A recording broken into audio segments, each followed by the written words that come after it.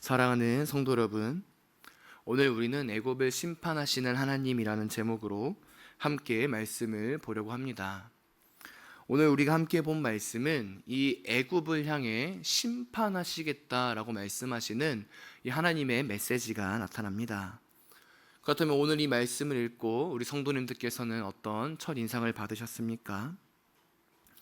우리는 이 계속되는 심판의 메시지를 보면서 이 우리 마음에 한켠에 이 불편함을 느끼게 됩니다.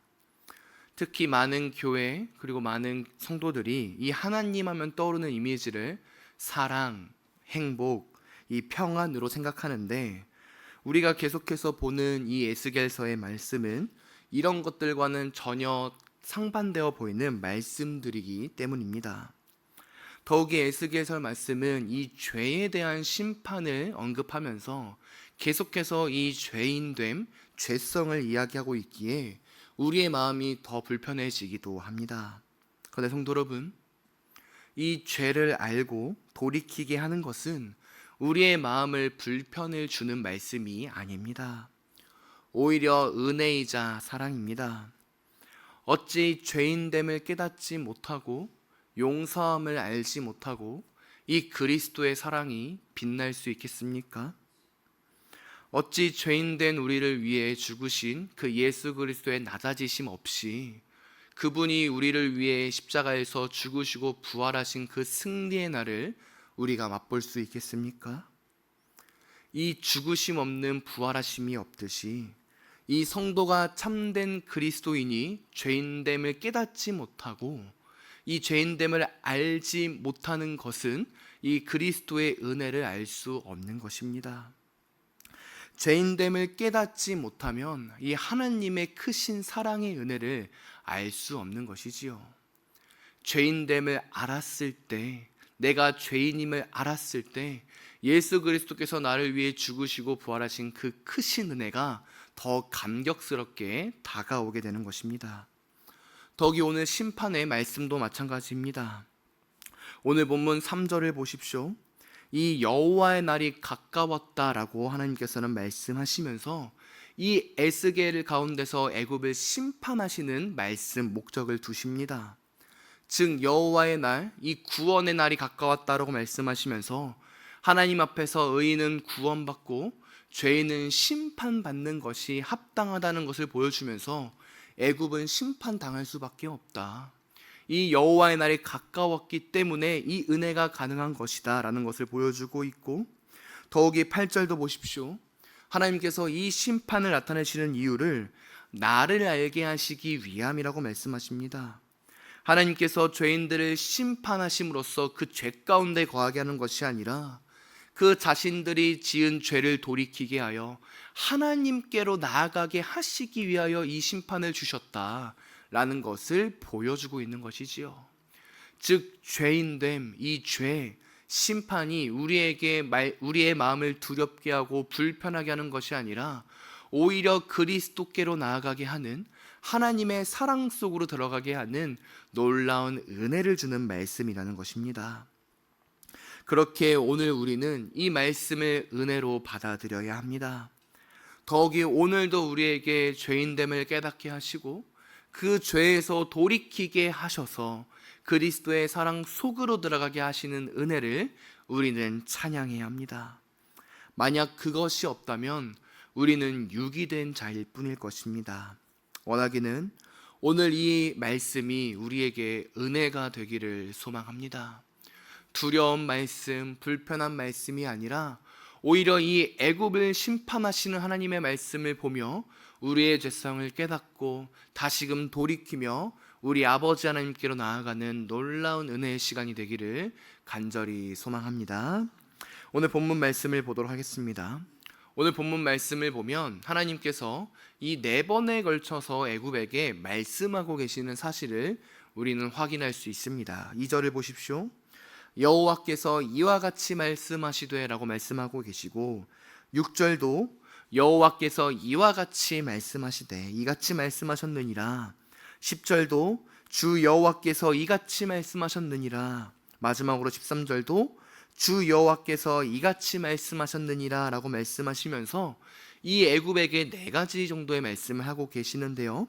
하나님께서는 구체적으로 애굽에게 어떤 말씀들을 하고 계실까요? 2절에서 5절까지 첫 번째 말씀을 보면 하나님께서는 반드시 애굽을 심판하시겠다라고 말씀하십니다. 특히 그들을 칼로 칠 것이며 모든 애굽인들, 나아가 그곳에 살고 있는 자들을 하나님께서는 심판하신다고 말씀하십니다. 그리고 그 심판을 우리가 앞서 보았던 이 3절의 말씀인 여호와의 날과 잇대어 있는데요. 이 여호와의 날이 무엇입니까?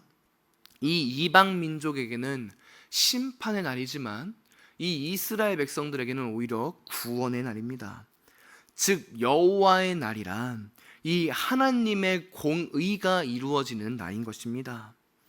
하나님께서 악인은 심판하시고 하나님께서 믿는 자 하나님의 백성은 구원하시는 놀라운 은혜가 여호와의 날인 것이지요. 그렇다면 이 여호와의 날, 이 하나님의 공의가 언제 찬란하게 우리에게 나타나게 되었습니까? 바로 우리 주 예수 그리스도를 통해 나타나게 되었습니다. 그분이 이 땅에 오셨던 그 초림의 날을 시작으로 그분을 믿는 자는 구원을 받게 될 것이고 그분을 믿지 않는 자는 영원한 형벌 속에 있을 것이라는 그 놀라운 공의가 그리스도를 통해 선포되었고, 그분이 다시 오시는 그날 그 공의는 완전히 이루어지게 될 것입니다.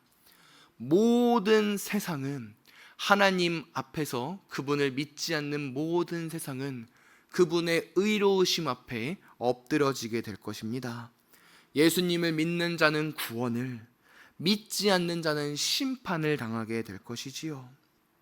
그리고 그 은혜의 사실을 오늘 이 에스겔서에서는 희미하게 보여주었고, 우리는 마태복음을 통한 이 예수 그리스도를 통해서 그 공의를 찬란하게 맛보게 되었습니다.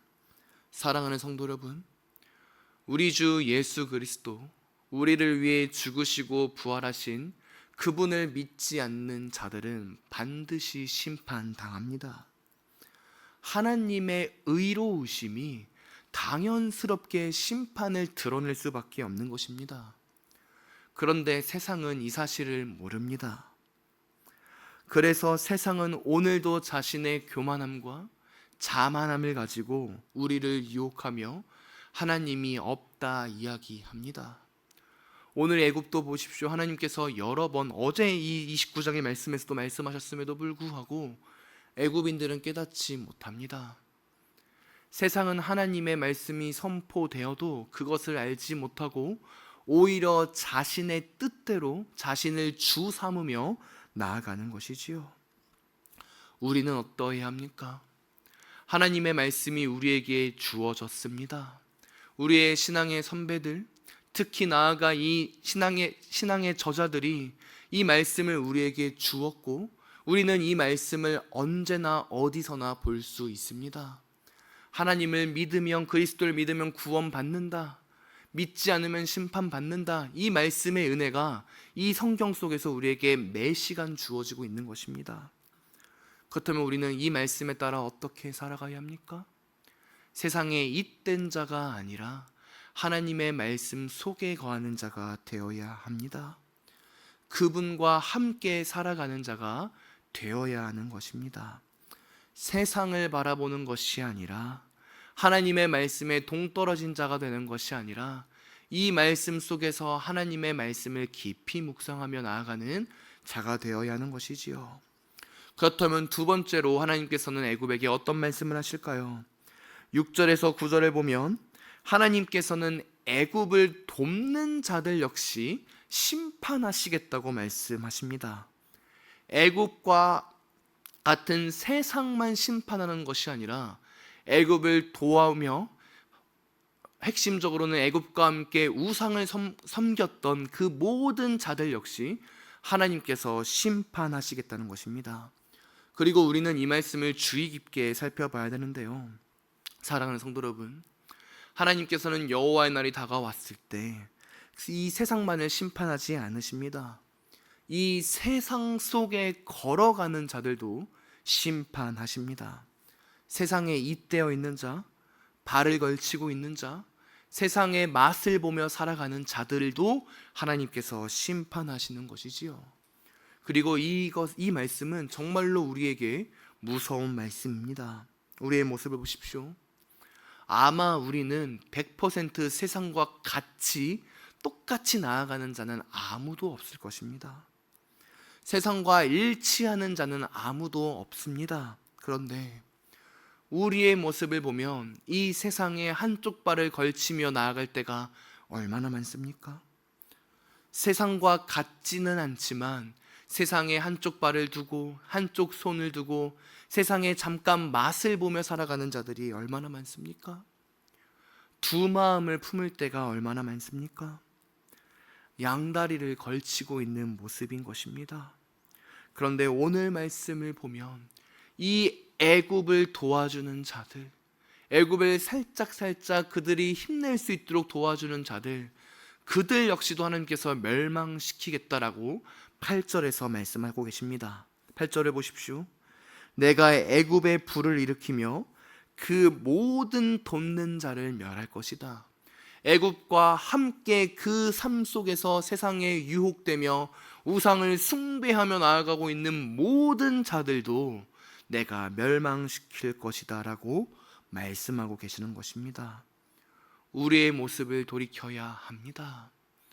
우리가 이 세상에 잠깐 발을 내딛고 있는지, 정말로 이 말씀 속에서 성도로 살아간다고 하지만 어떠한 한 부분에서는 이 하나님의 말씀 성도로 살아가기보다 세상의 빛을 바라보며 살아가고 있진 않은지를 우리는 돌아보아야 하는 것입니다. 매 순간 하나님 앞에 살아가야 하는 것입니다. 1분 1초 모든 시간을 하나님께 두어야 하는 것이지요. 분명 우리는 우리가 죽을 때까지, 우리 주님이 다시 오실 날까지 이 죄성 가운데 거하기는 합니다. 우리 영혼과 육체의 그 완전한 영화로운 상태는 우리 주님이 다시 오실 때 나타나기에 우리 삶 속에서 죄가 있기는 합니다. 그러나 그렇다고 하여서 성경이 지금 우리의 삶이 죄와 함께 걸어가도 괜찮다, 죄 가운데 너희가 무너져도 괜찮다라고 말하지 않습니다. 오히려 하나님이 거룩하니 너희는 거룩할지라 라고 말씀하고 계십니다. 명령하고 계신 것이지요. 나아가 하나님으로부터 난 자는 죄를 짓지 않는다 라고 요한 사도가 말하고 있지 않습니까? 이 죄와 함께 걸어가는 것이 비정상적인 것임을 성경은 곳곳에서 밝히고 있습니다. 세상에 발을 걸치는 것, 우리의 마음을 걸쳐서 두 마음을 품는 것, 그것이 잘못됐다라는 것을 보여주는 것이지요. 그리고 놀랍게도 우리 주님이 이 땅에 오셔서 죽으시고 부활하셔서 우리를 의인 삼아 주실 때 그분께서는 우리에게 거룩함도 주셨습니다. 성화 곧 거룩함을 향해 나아갈 수 있는 힘을 주신 것뿐만 아니라 아예 그분의 거룩성도 주셔서 우리가 거룩할 수 있는 은혜를 결정적으로 허락하신 것입니다.